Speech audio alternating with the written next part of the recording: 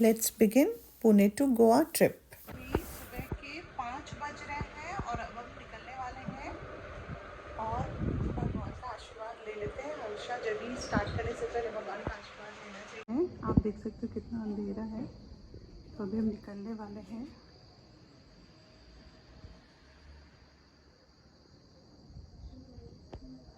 हो रहा है 5:23 and we are all set for Goa. Say hi. तो आप देख सकते हो हमने अपनी जर्नी स्टार्ट कर दी है और इट्स ऑलमोस्ट 5:30 नाउ। तो सारे सब कुछ क्लोज है अभी, तो we are expecting that we'll reach Goa by 3। Let's see.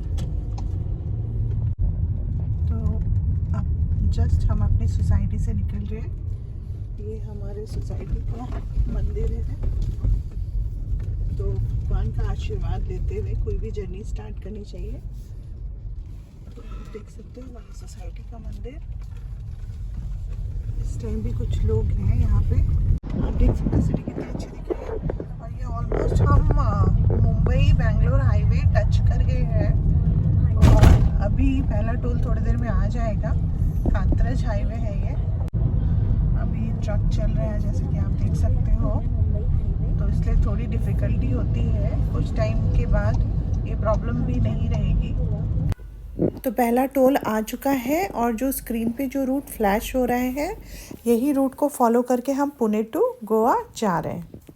तो ये अनुस्कुरा घाट होते हुए ये रूट जाता है और इस रूट की खासियत ये है कि इससे किलोमीटर पुणे टू गोवा के बीच का जो डिस्टेंस है ना, थोड़ा कम हो जाता है। और हाईवे के थ्रू अगर हम जाते हैं कोल्हापुर होते हुए, तो डिस्टेंस थोड़ा ज़्यादा रहेगा। आई मीन टू से कि किलोमीटर थोड़े ज़्यादा रहेंगे। तो ये बहुत ही खूबसूरत रास्ता है। सिर्फ एक ही डिमेरिट है, आपको स्पीड मॉडरेट रखनी होगी क्योंकि सिर्फ वन वे है, ये टू वे नहीं है। और एक ही रास्ते से गाड़ियाँ आती भी हैं और जाती भी हैं। दोनों साइड घाटी एरिया है, तो थोड़ा हमें केयरफुल होके गाड़ी ड्राइव करनी पड़ेगी और एक मॉडरेट स्पीड से ही चलना पड़ेगा। तो इस रूट पे हम बहुत ज़्यादा फास्ट नहीं कर सकते हैं गाड़ी।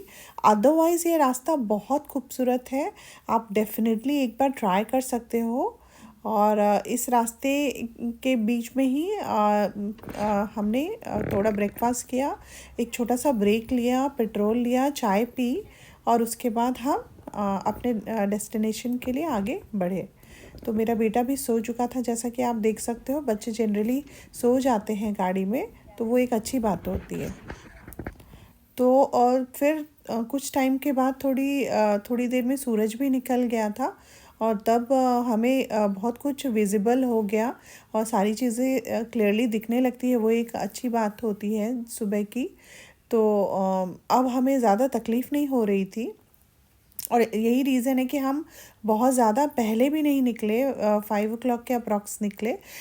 उससे जो है ना, ट्रैफिक का एरिया आप क्रॉस कर लेते हो और जब तक आप विलेज एरिया, ये जो घाटी के एरिया में पहुंचोगे ना, तो आप मोस्ट ऑफ द ट्रैफिक आपका क्रॉस हो जाता है।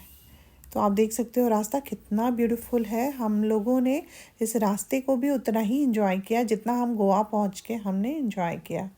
तो जो रूट हमने लिया था, हमें बिल्कुल भी रिग्रेट नहीं हुआ क्योंकि आजू बाजू इतनी हरियाली थी, इतनी ग्रीनरी थी और बहुत कुछ ऐसी चीज़ें थी जो जनरली हम नहीं देखते हैं।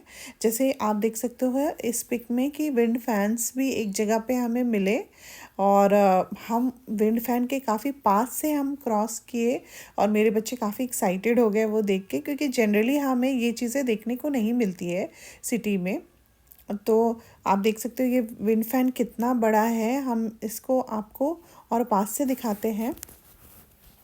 तो ये एक बहुत ही डिफरेंट चीज़ थी जो जनरली हम नहीं देखते हैं सिटी में। तो मेरे बच्चे वही बहुत एक्साइटेड हो गए उसको देख के। तो ये काफ़ी बड़ा होता है और मतलब एक पर्टिकुलर पर्पस के लिए इसे लगाया जाता है। वैसे तो हम इसके बारे में बहुत डिटेल नहीं जानते, बट बहुत ही अच्छा लगा उससे देख के। और रास्ता तो बहुत ही अच्छा था। और इस रास्ते की खासियत ये थी कि बीच में घाटी एरिया में हम कहीं कहीं पे रुके, और जो है ना पकौड़े शरबत वगैरह जो है ना कहीं कहीं पे स्टॉल लगे हुए थे। और एक जगह पे तो बहुत सारे मंकी हमें दिखे पेड़ पे। तो आप देख सकते हो कितने सारे मंकी हैं यहाँ पे पेड़ पे। और मेरे बच्चे काफ़ी एक्साइटेड हो गए हैं क्योंकि ये एक बहुत ही अच्छा व्यू था यहाँ का। और ये मेन एक्चुअल अनुस्कुरा घाट था, और उसकी पीक थी जहाँ पे कुछ छोटे छोटे स्टॉल्स थे, और वहाँ पे भज्जी वगैरह और शरबत मैगी ये सब सारी चीज़ें मिल रही थी। तो हमने थोड़ी देर का ब्रेक लिया यहाँ पे, और कोकम का शरबत, नींबू शरबत, ये सब छोटी छोटी चीज़ें वहाँ पे मिल रही थी। तो ये अनुस्कुरा घाट का पीक था। यहाँ पे बहुत सारे मंकी थे जो मतलब वहाँ पे खेल रहे थे, किसी को कुछ नुकसान नहीं पहुँचा रहे थे। हमने मंकी को भी कुछ खाने को दिया, और उसके बाद फिर हम अपने डेस्टिनेशन की ओर आगे बढ़ गए। तो इस पिक में भी आप देख सकते हो एक मंकी कितने आराम से मतलब पत्तों को, फल को तोड़ के खा रहा है, और मुझे बहुत ही अच्छा लगा, तो मैंने ये भी वीडियो में कवर कर लिया। और घाट तो बहुत ही खूबसूरत था। आप देख सकते हो कि मतलब क्लाउड्स कैसे फ्लोट कर रहे हैं, और इजीली आप देख पा रहे हो कि कितना मतलब अलग ही नज़ारा रहता है। ऐसा लगता है कि हम किसी दूसरे वर्ल्ड में पहुंच गए हैं, क्योंकि डेली डेली सिटी की लाइफ देख के हम भी काफ़ी बोर हो जाते हैं। तो आजू बाजू इतनी ग्रीनरी थी, इतना अच्छा लग रहा था हमें कि हम भूल गए थे कि मतलब ये रास्ता मतलब हमें एक टाइम पे लग रहा था कि रास्ता जल्दी ख़त्म हो जाए, लेकिन फिर थोड़े देर के बाद हम इसी रास्ते को काफ़ी इंजॉय करने लगे। तो बहुत ही मज़ा आया इस रास्ते में। तो यू वोंट रिग्रेट कि आपने अनुस्कुरा घाट का रूट क्यों और लिया। तो आपको बहुत सारी ऐसी चीज़ें मिलेंगी जो बहुत ही मतलब आप खो जाएंगे उस रूट में। आपको बिल्कुल भी ऐसा लगेगा कि मतलब आप नेक्स्ट मतलब अभी आपको पहुंचना है, या फिर आप सब कुछ भूल जाएंगे इस रास्ते में। तो बहुत ही अच्छा लगा हम लोगों को, और हमने बहुत इन्जॉय किया इस रास्ते पे। तो थोड़े टाइम के बाद हमने वही देखा कि हम अप्रॉक्स 150 किलोमीटर्स थे जब हमने हाईवे टच कर लिया था, और रूट जो हमने फ्लैश किया था उसके हिसाब से हमने लेफ़्ट लिया, और हाईवे जो है ना मुंबई गोवा हाईवे पे थे हम। और उस रूट को फॉलो करके लाइक 150 किलोमीटर का डिस्टेंस अगर हम हाईवे में जो 2 वे लेन है, 4 वे लेन है ना, उससे हम बहुत जल्दी कवर कर लेते हैं। तो अब वो घाटी वाली बात नहीं थी, और तकरीबन 150 किलोमीटर ही बचे थे, और हमने हाईवे को टच कर लिया था। बीच में हमें कॉल भी आया हमारे स्टे से, उन्होंने चेक करने के लिए किया था कि हम कहाँ तक पहुँचे हैं।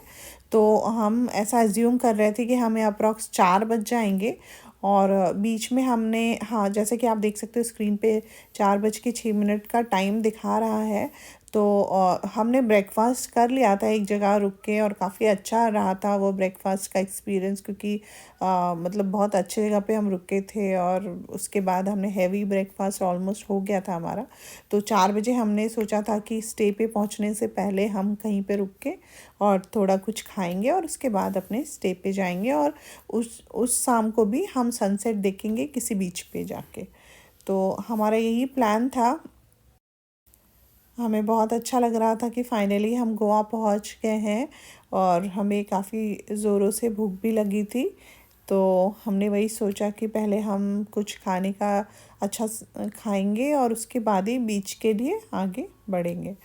तो गोवा पहुंचने पे हमने यही देखा कि चारों तरफ जो है ना पानी ही पानी है, लाइक समुद्र है। तो बहुत अच्छा भी लग रहा था, लेकिन थोड़ा वहाँ पे हमने फील किया कि ह्यूमिड था क्लाइमेट, हेजी था, थोड़ा हेज़ी था, और ह्यूमिडिटी थोड़ी ज़्यादा थी मुंबई के जैसे। और हम ऑलमोस्ट पहुंचने वाले थे, और पहुंचने के बाद हमने खाना ऑर्डर किया। एक हमारे स्टे के बाजू में एक रेस्टोरेंट था, वहाँ पे हमने फ़िश थाली वगैरह जो भी था वो सारा कुछ ऑर्डर किया, क्योंकि हमें बहुत ज़ोरों की भूख लगी थी। और आप देख सकते हो कि कितना टेम्पटिंग लग रहा है। तो फ़िश यहाँ पे बहुत फ्रेश मिलती है। और हमने गोवा में और क्या क्या किया ये हम नेक्स्ट ब्लॉग में बताएंगे आपको। आप प्लीज़ हमारा इसका नेक्स्ट सीरीज़ ज़रूर देखें, क्योंकि उसमें भी बहुत सारी चीज़ें हम कवर करने वाले हैं, जैसे हमारा स्टे, हमारा खाना पीना और वो स्टे हमने क्यों चूज़ किया। तो हमारी सारी मस्ती उसमें हम कवर करेंगे। ये जस्ट रूट की इन्फॉर्मेशन थी। अगर किसी को पुणे टू गोवा जाना है तो कौन सा रूट वो ले सकते हैं और वो फिजिबल क्यों रहेगा।